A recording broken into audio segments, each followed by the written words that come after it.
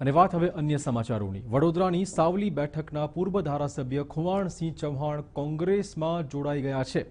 મોટી સંખ્યામાં સમર્થકો સાથે કોંગ્રેસ કાર્યાલય ખાતે પહોંચ્યા હતા અને કોંગ્રેસનો ખેસ ધારણ કર્યો છે। કોંગ્રેસમાં જોડાતાની સાથે જ ખુમાણસિંહે ભાજપ પર નિશાન તાક્યું હતું અને લોકસભાની ચૂંટણીમાં કોંગ્રેસની જીતનો આશાવાદ તેમણે વ્યક્ત કર્યો છે।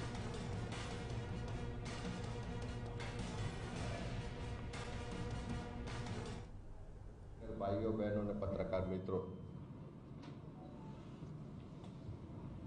खूब सीनियर आगेवान राजकीय ने सामाजिक क्षेत्रे वर्षों सुधी प्रजा वच्चे रही ने सक्रिय योगदान आपनार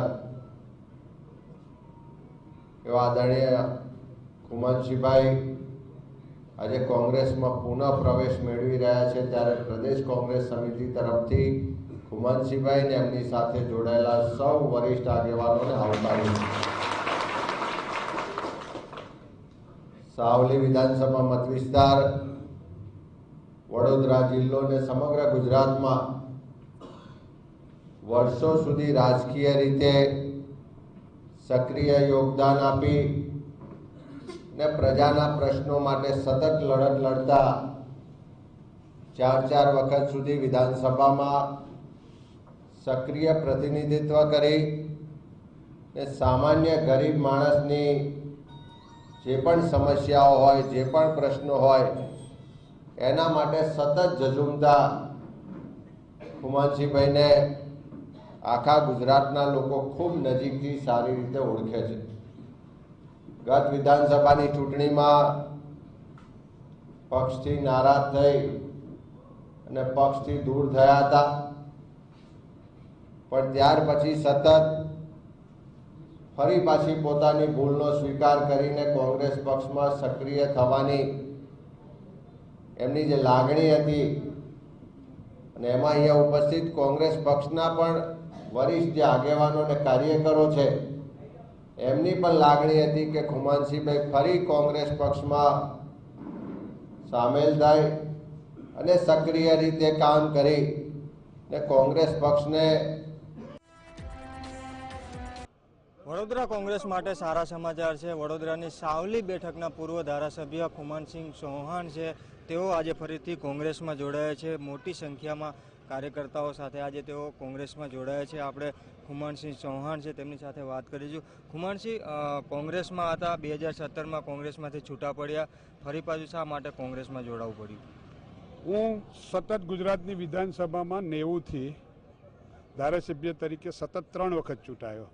2007થી 12ની વચ્ચે પણ ચૂંટાયો, 4 વખત સતત ચૂંટાયો। વડોદરા જિલ્લા કોંગ્રેસના પ્રમુખ તરીકે પણ રહ્યો, પ્રદેશ કોંગ્રેસ સમિતિના જનરલ સેક્રેટરી તરીકે પણ રહ્યો, ત્યારબાદ એઆઈસીસીના મેમ્બર તરીકે પણ રહ્યો।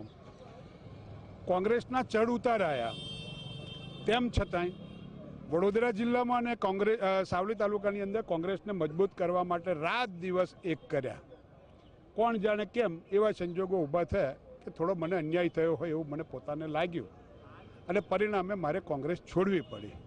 છોડ્યા પછી મને છેલ્લા 1 વર્ષમાં એવું લાગ્યું કે ગુજરાત અને દેશની અંદર જે રીતે ભાજપ શાસન કરે છે, ભાજપે જે લોકોને ભરમાયા છે, ધર્મના નામે લોકોને અંદરો અંદર અથાડદાવ કર્યા છે અને ખોટા વચનો આપ્યા। 15 લાખ જેવા વચનો, બેકારી દૂર કરવા માટે યુવાનોને પણ બેકાવ્યા, ખેડૂતોને પણ બેકાવ્યા। ખેડૂતો દિવસે દિવસે પાયમાલ થતા ગયા। આ બધી પરિસ્થિતિમાં મને સાચી હકીકત એવું લાગ્યું કે ખરેખર આ બધાનું કોઈ સોલ્યુશન કરી શકે એમ હોય તો માત્ર ને માત્ર કોંગ્રેસ કરી શકે એમ છે। કોંગ્રેસનો કોઈ વિકલ્પ જ નથી। ઠીક છે કે યુવાનો કદાચ આજે કોઈ આવેશમાં આવીને, કોઈ લાગણીમાં આવીને કદાચ ભાજપને એકાદ વખત જીતાડે, પણ 2019ની ચૂંટણીમાં મને એવું લાગે છે કે યુવાનોએ, બુદ્ધિજીવી વર્ગે, સુખી સંપન્ન લોકોએ પણ વિચારવું જોઈએ કે ગુજરાત અને દેશની જે પરિસ્થિતિ આજે જોવા મળે છે, દિવસે દિવસે અર્થતંત્ર આપણું નબળું પડતું જાય છે ને એવા સંજોગોની અંદર મને પોતાને એવું થયું કે મેં કોંગ્રેસ છોડી છે, મારી ભૂલ છે, મારે ઘેર જવું જોઈએ। એમ આજે ચિંતા કરવાવાળી ને સામાન્ય લોકો માટે કામ કરવાવાળી સરકાર આવે એ દિશામાં સૌ આગળ વધીશું એવી આજે આપ સૌને વિનંતી અને શુભેચ્છા છે। આજે ખાસ ખુમાનસિંહભાઈની સાથે તમામ મિત્રો જોડાયા છે. મારે તો અંગત રીતે દરેકની સાથે સામાજિક ને વ્યક્તિગત પણ સંબંધો રહેલા છે, પરિચય રહેલો છે, પણ પેલું કુટુંબમાં ક્યાંક નાનું મોટું મન દુઃખ થાય. આજે આપણે બધા એને સુધારીને આગળ મજબૂત કુટુંબ આપણું જે રીતે ભૂતકાળમાં હતું એ જ રીતે આવનારા ભવિષ્યમાં પણ વધારે મજબૂત કુટુંબ બને એ દિશામાં આગળ વધવું છે. ત્યારે ઉદયસિંહભાઈ હોય, નારસિંહભાઈ હોય, દિલીપભાઈ હોય કે રાજેન્દ્રસિંહભાઈ હોય કે તમામ મિત્રો જે ખુમાનસિંહભાઈની સાથે આજે જોડાયા છે, ફરીથી એમનું બધાનું સ્વાગત કરું છું. ને આપણો પરિવાર જેમ ભૂતકાળમાં મજબૂત હતો એ રીતે સાવલી વિધાનસભા અને સમગ્ર વડોદરા જિલ્લામાં મજબૂતાઈથી ભાજપ સામે લડીએ એવી પ્રાર્થના અને શુભેચ્છા સાથે ફરી સૌને નવા જોડાયેલા મિત્રોને આવકારું છું.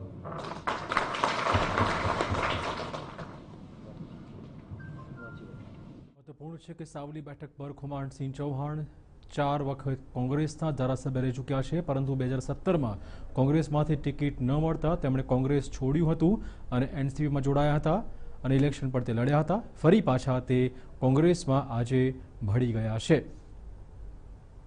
તો ખાસ વડોદરા કોંગ્રેસને એક મજબૂત હાથ પાછો મળ્યો હોય તે પ્રકારની લાગણી કાર્યકર્તાઓમાં. મનીષભાઈ મારી સાથે આજે કોંગ્રેસમાં જોડાતા સૌ મિત્રો, શુભેચ્છકો, પ્રિન્ટ મીડિયાના મિત્રો, આજે કોંગ્રેસમાં જ્યારે મારી ઘર વાપસી થાય છે ત્યારે હર્ષ અને આનંદની લાગણી અનુભવું છું.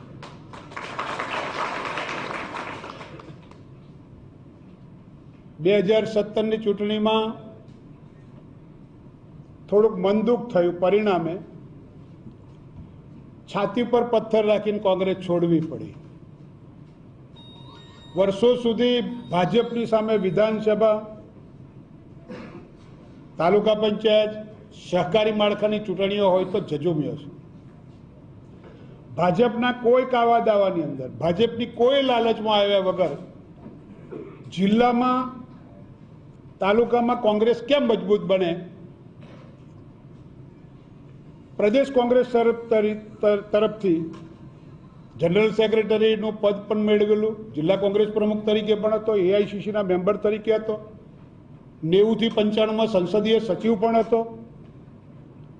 મારી આવડત, મારી બુદ્ધિ, મારી કોઠાસૂઝને કારણે કોંગ્રેસનું સંગઠન કેમ મજબૂત બને એ તરફના મારા પ્રયત્નો રહેલા. પણ 17માં કોણ જાણે કેમ એક થોડુંક મન દુઃખ થયું, પરિણામે કોંગ્રેસ છોડી. છેલ્લા 1 વર્ષથી મને એમ થયું કે આજે ભાજપની દેશમાં સરકાર છે, સરમુખત્યારશાહીનું રાજ છે. ભૂતકાળમાં જ્યારે હું ગુજરાતની વિધાનસભામાંથી બહાર નીકળતો હતો ત્યારે તે વખતના મુખ્યમંત્રી, આજના વડાપ્રધાને મને એમ કહેલું કે ખુમાનસિંહ અમારી સાથે આવી જા, તારી તાકાત શું કામ વેડફે છે. ત્યારે એ વખતે મેં મુખ્યમંત્રીશ્રીને એમ કહેલું કે તમારું ભાવિ કંઈ લાંબુ નથી. તમારી જે કામ કરવાની પદ્ધતિ છે, તમારી જે વિચારધારા છે, એ વિચારધારો અને મારી વિચારધારા મળતી નહીં. અને હું તમારું ભાવિ લાંબુ નથી જોતો. પણ ખેર, એ વાત ખુદાને મંજૂર નહીં હોય, ભગવાનને મંજૂર નહીં હોય કે આજે એ દેશના વડાપ્રધાન થયા. આ દેશની અને ગુજરાતની આપણી કમનસીબી છે કે સરમુખત્યારશાહી વિચારો ધરાવતા, હિટલરશાહી વિચારો ધરાવતા એક વ્યક્તિ આજે ગુજરાત અને દેશમાં જેણે શાસન ચલાવ્યું.